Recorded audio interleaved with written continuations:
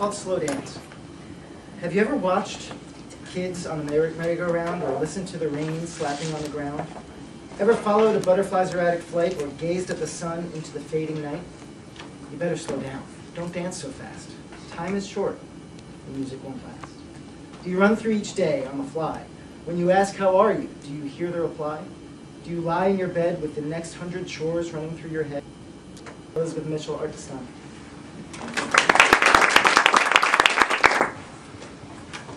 Thank you, fellow Toastmasters, honored guests. Wonderful. You know, I think I told you. Didn't I evaluate you already once?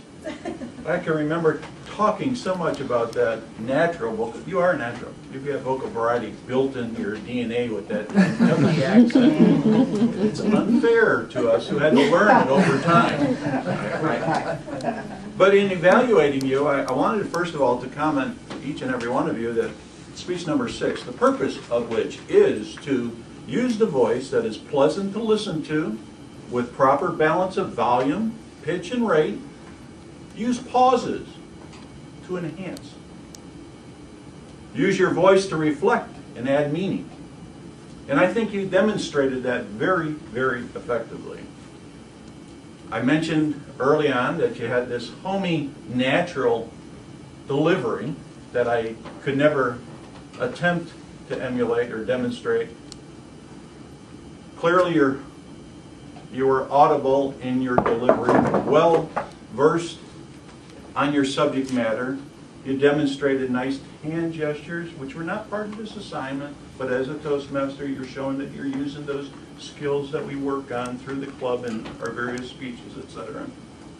You made terrific eye contact with all of the members in this group, and you particularly held the contact so that you established a little rapport with individuals. Very, very effective in doing that. If I think about where I would encourage you to work, just a little bit, because it wasn't a major faux pas in any sense at all, the early part of the speech was a bit, it wasn't quite a run-on sentence, but it did have a tendency to go a little at a faster clip. You didn't pause as frequently as you did. And almost as I was writing it down, you flipped on me and demonstrated that ability that we're now talking about. You were able to pause. And so you've mastered it. But think about it when you get up here in the beginning. We have a tendency to be a little nervous, unsure of ourselves, want to make sure the butterflies are all going in the same direction. That's what we try to learn with Toastmasters. And I think you've demonstrated that. And the last suggestion is drop the script. You don't need it. You are a natural. I don't think you looked at your notes enough to require it. But if you do need that security blanket, as sometimes we do, think about a 3x5 card with a little outline. And then if you do stumble or hesitate, just flip through that 3x5. You'll pick right back up again.